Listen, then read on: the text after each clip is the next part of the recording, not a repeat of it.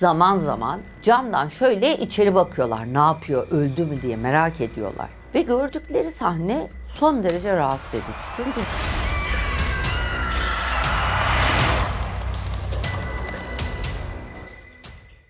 Karanlık Hikayeler ekibi olarak bize yazdığınız bütün yorumları tek tek okuyoruz.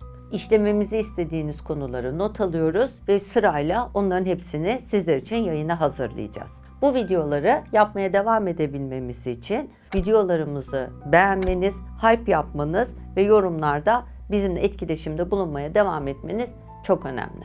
Şimdi hikayeye başlamadan önce şunu anlatalım. Bu hikayeyi, bu köyü haritanın üzerinde bir yere işaretleyip çivileyemiyoruz. Çünkü bu hikayede köyün adı var ama izi yok. Burası Ege'nin içlerinde Manisa tarafına yakın insanların tarım ve hayvancılıkla yaşadığı bir köy. Hane sayısı belli. Herkes birbirini tanıyor. Bir evde bir fısıltı olsa öbür evdekilerin haberi oluyor. Ve bugün size anlatacağımız efsane bundan yıllar öncesine dayanıyor. Bu hikayede olaylar Fatma isminde, bazılarının da Fatma kadın diye bahsettiği bir kadının başından geçiyor. Fatma köyde çok sevilen bir kadın değil. Çünkü sosyal ilişkileri zayıf, insanlarla çok fazla iletişimi olan, giden gelen görüşen bir kadın değil. Kocasıyla beraber yaşıyor, kendi hayvanlarıyla, kocasıyla, ailesiyle haşır neşir. Dolayısıyla köydeki diğer kadınlar Fatma kadından çok fazla hoşlanmıyorlar, haz etmiyorlar.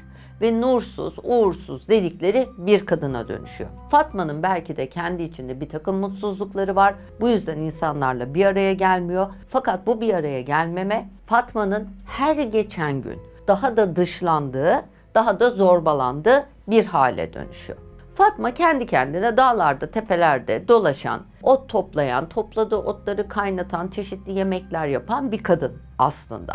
Kocası da sakin bir adam, kendi halinde bir adam. Bunlar kendi yağıyla kavrulan insanlar. Fakat işlerin kontrolden çıkması ve Fatma'nın nursuz, uğursuz dedikleri Fatma'nın lanetli Fatma kadına dönüşmesi bir olayla başlıyor.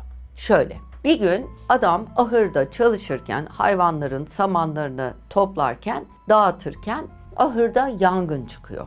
Ve insanlar, tabii ahır, samanlar da var, kuru, zaten ahırda ahşap. O kadar hızlı alevler yükseliyor, o kadar hızlı yangın büyüyor ki ne adamcağız dışarı çıkabiliyor, ne köyden kimse içeri girip Fatma'nın kocasını kurtarabiliyor. Ve şöyle bir şey oluyor, Fatma'nın kocası bu ahırda yanarak hayatını kaybediyor. Ve insanlar bu esnada çaresiz bir şekilde evin dışında kalıyorlar. Fatma'nın kocasının yanarken çıkardığı çığlıkları, bağırtıları, elleri kolları bağlı bir şekilde dışarıdan izliyorlar. Sonrasında şöyle bir şey oluyor. Diyorlar ki bir kısım insan, dedikoduyu da sever ya insanlar. Diyorlar ki adam bağırırken bir yandan da Fatma, Fatma diye bağırdı yanarken. Dolayısıyla ne? Fatma kocasının yanarak ölmesine sebep oldu. Oradan da şuraya geliyorlar. Belki de ahırı Fatma tutuşturdu diye geliyorlar. Ve buradan da Fatma olayı uğursuzdan lanetliye geçiyor. Hatta o dönemde köyün içinde Fatma'nın çocuğu olmuyor, zaten uğursuzdu. Belki de çocuk sahibi olamıyor diye kocasını yaktı diye de dedikodular dolaşmaya başlıyor. Dolayısıyla köy halkı iyice Fatma'dan uzaklaşıyor. Fatma iyice kendi kendine dolaşan, kendi kendine vakit geçiren ve kimsenin muhatap olmadığı bir insana dönüşüyor. İlerleyen süreçte Fatma ile ilgili şöyle rivayetler de anlatılmaya, konuşulmaya başlıyor. Biz ezan saati Fatma kadını şu yoldan giderken gördük ama kendi kendine konuşuyordu. Öyle bir hisse kapıldık ki sanki yalnız değildi, görünürde kimse yoktu ama Fatma birileriyle yürüyordu. Bunlara şunlar da ekleniyor. Yanında başka gölgeler vardı. Fatma yürürken arkasından bir değil iki gölge yürüyordu gibi rivayetlerle Fatma olduğundan daha büyük ve daha fena bir şeye dönüştürülüyor. Bunlara ek olarak Fatma'nın evinden gelirken geçerken Fatma'nın evinden bir takım sesler duyduklarını söyleyen insanlar da ortaya çıkıyor köylüden. Düşünsenize, köyde yaşıyorsunuz, kendi aranızda birbirinize çok güveniyorsunuz ama dışladığınız, itimat etmediğiniz, sevmediğiniz bir kadın var. O kadınla ilgili güvendiğiniz insanlardan bir tanesi diyor ki, biliyor musun, evinden sesler geliyordu. Kendi kendine birileriyle konuşuyor. Evde yalnız değil, görünmeyen bir şeyler ona eşlik ediyor diyor. Dolayısıyla da insanlar birbirlerini, yani şöyle diyebiliriz, bir nevi gaza getiriyor. Birbirini dolduruşa getiriyor. Bu arada dedik ya, Fatma otlar falan topluyor diye. Otlar kaynatıyor, kendine yemek yapıyor diye. O dönem köylünün baktığı hayvanlarla ilgili de problemler yaşanmaya başlıyor. Mesela bazı ineklerin süt vermeyi kestiği ya da sütünün kesildiği, tavukların yumurtlamayı bıraktığı, bazılarının ağıllarının kendi kendine alev aldığı söyleniyor. Bunların hepsi Fatma'ya bağlanıyor. Diyorlar ki Fatma bu hayvanların yediğine, içtiğine, bu kaynattığı otlardan bir şeyler mi karıştırıyor? Ne oluyor? Niye bizim hayvanlarımız zehirleniyor? Biz acaba Fatma'yı dışladıkça Fatma da bize kötülük etmek mi istiyor? Bir yandan da bu şekilde dedikodular ilerlemeye başlıyor. Bunlara ek olarak bir de Fatma o köylük yerde güzel de bir kadın. Güzel olmasından da sebep diğer kadınlar bekar olduğu için, eşini de kaybettiği için Fatma'dan iyice bir huylanma içine geliyorlar. Bunları evlerine, hanelerine, etraflarına yanaştırmamak için biraz da kıskançlıkla Fatma ile ilgili iyice duygularını abarta paylaşmaya başlıyorlar. Sırf herkes uzak dursun, evlerine, barklarına yanaşmasın diye.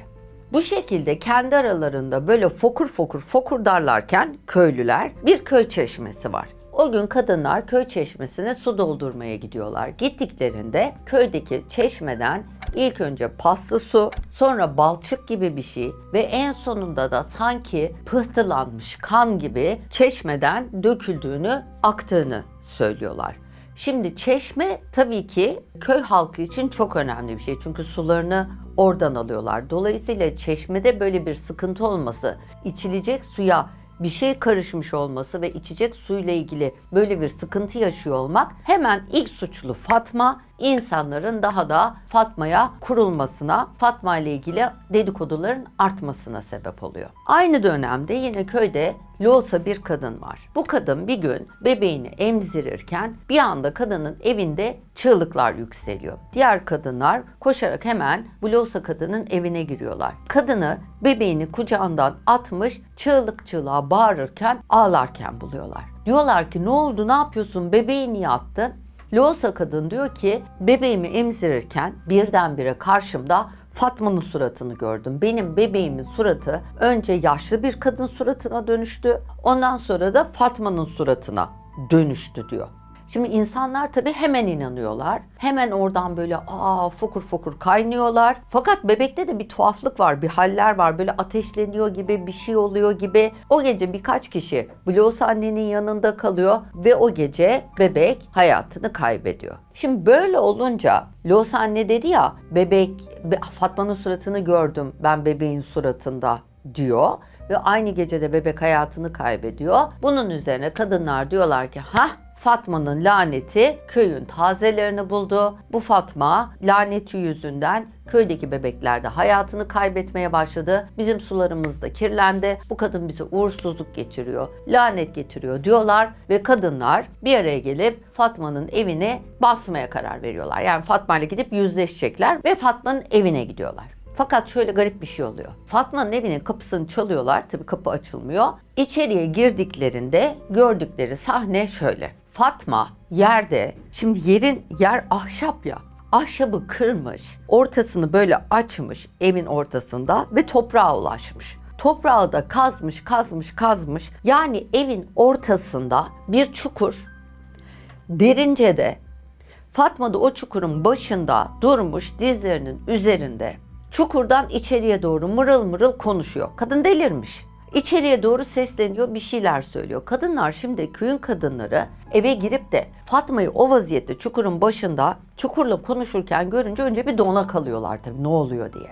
Sonra Fatma ilk önce bunların eve girdiğini anlamıyor. Öyle bir transa geçmiş ki. Sonra fark edince birdenbire o yere çömelmiş dizlerinin üzerinde oturan kadın sanki kocaman oluyor. Birdenbire yerinden fırlıyor ve diyor ki sizi buraya kim soktu? Kim davet etti sizi?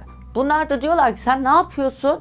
Bu evin haline, yerin haline. Kadınlardan bir tanesi yaşça da öbürlerinden daha büyük olan Fatma'ya doğru şöyle bir adım atıyor. Yani böyle üstüne yürüyecek gibi bir hareket yapıyor. Ve Fatma'nın gerileyeceğini beklersiniz ya. Hayır. Fatma yanında böyle bir sepet var üstü kapaklı. Kadın Fatma'ya doğru gelince Fatma dönüyor. Son derece yavaş ama kendinden emin hareketlerle sepetin kapağını açıp elini sepetin içine daldırıyor. Şimdi bu hareketi yapınca diğer kadınlar tabii bir duruyor ne oluyor diye.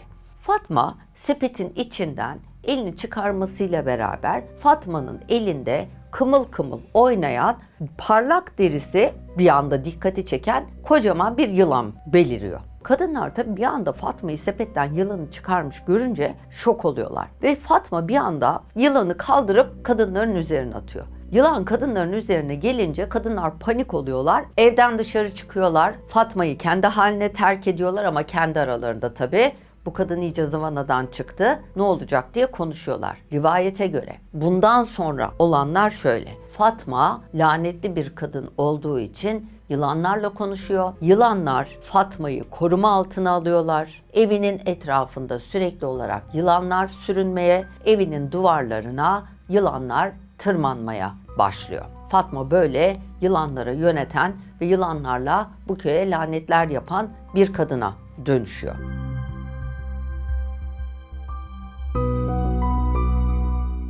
Köylünün Fatma ile ilgili rahatsızlıklarının artması üzerine kadınlar köyün büyüklerini bir araya topluyorlar. Kendi aralarında bir meclis kuruyorlar. Diyorlar ki bu kadını köyün içinde istemiyoruz. Bu kadının bir şekilde buradan gitmesi gerekiyor, sürülmesi gerekiyor. Loğusa anne vardı ya hani bebeğini kaybeden. Bebeğini kaybeden anne tabi bu işten Fatma'yı sorumlu tuttuğu için en çok o ön planda. Ortalığı o kaynatıyor. Diyor ki yakalım. Bu diyor lanetli, bunu diyor şeytan gibi yakalım, ortadan kaldıralım. Göreceli olarak aklı başında bir tane köyün yaşlısı adam diyor ki öyle olmaz. Yakamayız, kesemeyiz. Bunun diyor kanı toprağa eğer damlarsa bu lanetli olduğu için bu topraklar da lanetlenir. Dolayısıyla bunu bir şekilde buradan süreceğiz ve bu kendi kendine ölecek. Biz bunun ölümüne sebep olmayacağız diyor. Ve diyorlar ki tamam o zaman nasıl yapalım? Yel kayası dedikleri yerde yani köy böyle tamam mı? Bir ova köyü gibi düşünün. Bir tepe var hafif köye doğru. O tepenin üzerinde terk edilmiş bir çoban kulübesi var. Buraya Yel Kayası bölgesi diyorlar. Bu çoban kulübesine Fatma'yı hapsetmeye, oraya sürmeye karar veriyorlar. Fakat bunu nasıl yapacaklar? Hep beraber toplanıyorlar. Fatma'nın evini basıyorlar. Fatma'yı köyden dışarıya bu çoban kulübesine sürüyorlar. Bununla da kalmıyorlar. Kadın buradan çıkıp gidemesin diye Fatma kadını ayağından kulübenin içine zincirliyorlar. Bu kulübede bir pencere var. Bu pencere tek pencere kulübedeki köye bakıyor. Yani Fatma bu kulübenin içinde ne zaman hareket etse ve dışarı bakacak olsa kulübeden, çünkü kulübeden dışarı çıkamıyor ancak kulübenin camından dışarı bakabilecek pencereden. Köyü görüyor direkt. Ve şöyle bir şey yapıyorlar. Kadına yemek vermiyorlar, su vermiyorlar. Kadını resmen orada ölüme terk ediyorlar.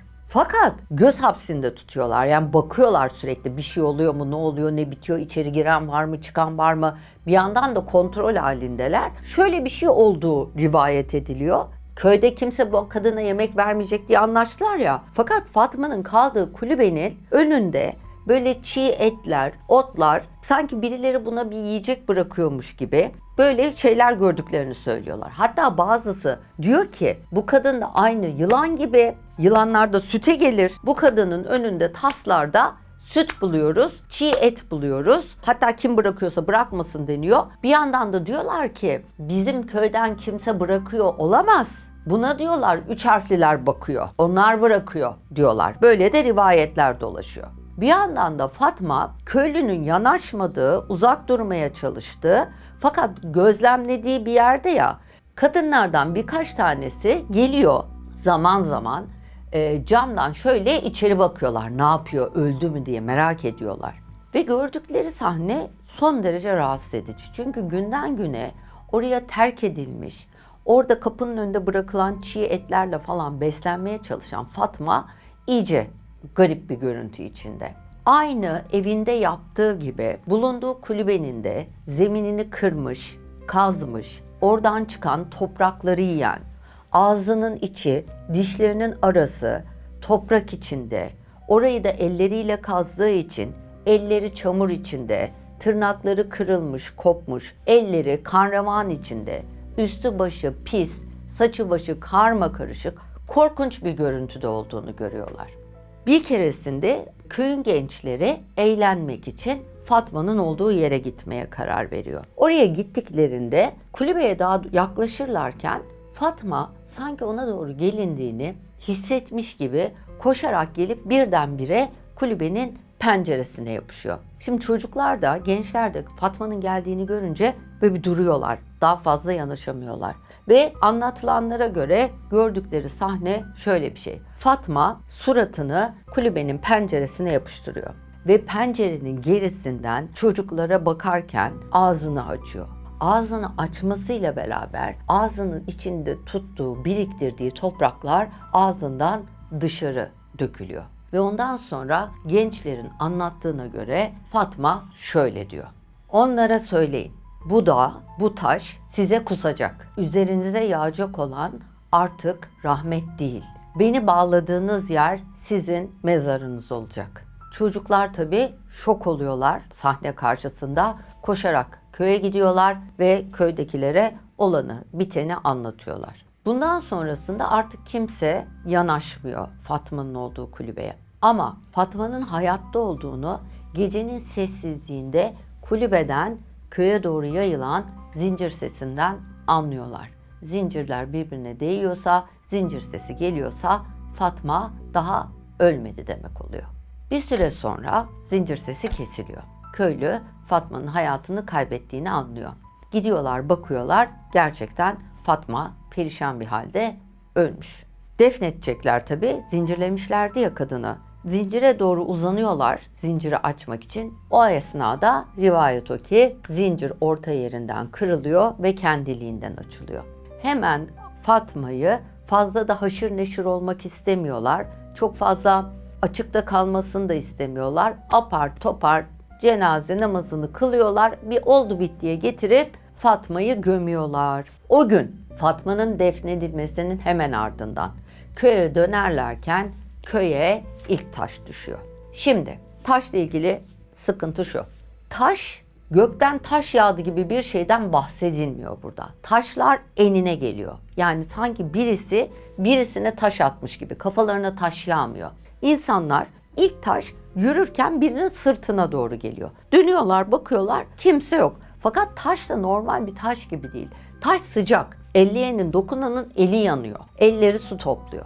Ve bundan sonraki süreçte bu taş olayı bu köyün bir hadisesi haline geliyor. Şöyle, insanlar evlerinde oturuyorlar, camlar kırılıyor, camlardan içeri, evin içine kızgın taşlar giriyor. Çocuğu uyutuyorlar, yatıracaklar, beşiğe koyacaklar, bir bakıyorlar beşiğin içinde kızgın taş. Yatağa giriyorlar, yatağın içinde kızgın taş. Bununla da kalmıyor. Evlerin içinde, perdelerin kenarı, yorganların köşesi, bir yerler böyle kendiliğinden alev almaya, tutuşmaya, yanmaya başlıyor. Bunun üzerine köylü diyor ki Allah Allah ne oluyor? Fatma da öldü. Hani neden bu taşlar nereden çıktı? İlk başta olayları yine diyorlar ki Fatma'nın laneti bize musallat oldu. Fakat yangınlar başlıyor. Yani mesela bir yere taş düşüyor. Bunlar fark etmiyorlar oraya düştüğünü. Taş da sıcak ya. Orada yangın başlıyor. Böyle olunca da tabii konu en sonunda jandarmaya intikal ediyor. Jandarma bu olaya daha böyle güvenlik açısından bir yerden yaklaşıyor. Diyor ki ne oluyor ya burada bir hani aşiretler arası bir şey mi var? Köylüler arasında bir problem, millet birbirinin kafasını mı taşla yarmaya çalışıyor? Jandarma buraya geliyor. Hani kalabalık bir grup olarak ve köye girişi çıkışı kapatıyorlar. Ve belli yerlere konumlanıyorlar. Gözcü koyuyorlar. Gece sabaha kadar 3 gün boyunca bu köyü göz altında, göz hapsinde tutuyorlar. Jandarma da köyün içinde duruyor.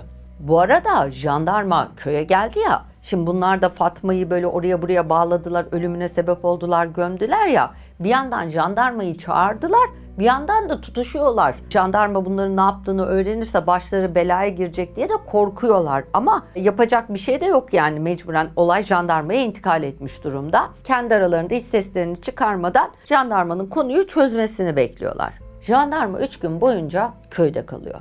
Ve şöyle bir şey yaşanıyor. Kıdemli çavuş var başlarında. Çavuşun önüne de, çavuşun sırtına da taş geliyor. Dönüyorlar, bakıyorlar, kimse yok. Çavuş diyor ki hani taş geliyor böyle enine, adamın sırtına, omzuna. Etrafta kimse yok. Jandarma da bunu izah edilemez bir vaka olduğunu ve bunun bir güvenlik tehdidi oluşturduğunu kaydedip raporlayıp merkeze bildiriyor. Jandarmanın köyden gitmesinin ardından köyde bir ölüm sessizliği oluşuyor. Taş olayı kesiliyor fakat köylünün huzursuzluğu kesilmiyor. Muhtar bir gün evde otururken evinin kapısını çalıyor. Yıllar önce o köyde yaşamış olan, o köyde ebelik yapmış olan fakat sonradan başka bir köye taşınan köyün eski ebesi Hatice teyze muhtarın evine geliyor. Ve içeri girer girmez ilk sorduğu soru şu oluyor: Fatma nerede? Muhtar diyor ki Fatma öldü. Bırak şu uğursuzu. Nereden aklına geldi şimdi gelir gelmez. Hatice diyor ki nereden çıkarttınız uğursuz olduğunu? Fatma uğursuz falan değildi. Bunun üzerine muhtar köyde yaşananları, olanları, bitenleri ve Fatma'ya ne yaptıklarını köyün ebesine, nasıl olsa yabancı değil, kendisi jandarmada değil diye köyün ebesi Hatice kadına itiraf ediyor. Böyle böyle oldu, ben de mani olamadım diyor. Fatma da öldü diyor. Ebe olanları muhtara anlatmaya başlıyor. Diyor ki Fatma lanetli bir kadın değildi. Uğursuz bir kadın da değildi. Bebeği olmasını çok istiyordu. Çocuğu olmadığı için de çok üzülüyordu. Çok mutsuzdu. İçine kapanması, sessiz olması, kendi içinde yaşıyor olması onun kötü bir kadın olduğu anlamına gelmiyordu. Sadece insanlarla iletişimi yoktu. Hani anlatmıştık ya, loğusa bir anne vardı, bebeğinde Fatma'nın yüzünü gördüğünü söylemişti. Ebe o kadınla ilgili gerçeği de anlatıyor. Aslında diyor onun kocası yıllar evvel Fatma'yı istemişti. O diyor Fatma'ya aşıktı. Fakat bu kimsesiz diye, fakir diye oğlanın ailesi Fatma'yı almadı. Bu kızın ailesi, bu evli olduğu kadının ailesi daha varlıklı bir aile diye adamı bu loğusa kadınla evlendirdiler. O dönem loğusa olan kadınla evlendirdiler. Ama o kadın aslında kocasının daima Fatma'yı sevdiğini, Fatma'ya aşık olduğunu biliyordu. Evlendi ama bunu hiçbir zaman içinden atamadı. Çünkü benim kocam aslında onu istiyordu, onu seviyordu. Ama o olmadığı için, hani aile uygun görmediği için beni aldılar diye o oradan kuruluyordu. Yani bu işlerin bu kadının başının altından çıkmış olabileceğini, köyün diğer kadınlarını bu kadının kışkırtmış olabileceğini düşünüyor ebe ve bunu söylüyor muhtara. Ve en sonunda diyor ki Fatma o kadar aslında iyi bir kadındı ki insanlarla iletişimi belki yoktu ama yeni doğum yapmış insanların evine, loğusa kadınların evine ekmek yapardı, götürürdü, kapısına bırakırdı. Kendisinin olduğunu belli etmeden süt bırakırdı diyor. Siz bu kadının başına bu işleri nasıl getirdiniz diyor. Ebe sözlerini tamamladıktan sonra muhtara bir hoşça kal bile demeden muhtarın evini terk eder. Muhtar o gün ilk defa ne yaşananlardan ne taşlardan ama kendi vicdanından korkar. O günden sonra o köyden gidenler, o köylünün gelinleri, damatları, torunları hep aynı soruyu sordu. Köyün başına gelenler felaket miydi, adalet miydi? Taşların nereden geldiği bulunamadı. Yangınların sebebi açıklanamadı. Jandarma bile olaylara bir isim koyamadı. Bir noktadan sonra mesele taş değil, ateş değil, hesaptı. Gerçek sandığınız dünya bazen tek bir iftirayla yerinden oynar. Kördere'de taşın nereden geldiği bulunamadı. Ama herkes şunu hissetti: bir kadını uğursuz diye damgaladığınızda bela dışarıdan gelmez, içeriden büyür. Ve bazen bir köy en çok kendi yaptığıyla kaderine terk edilir.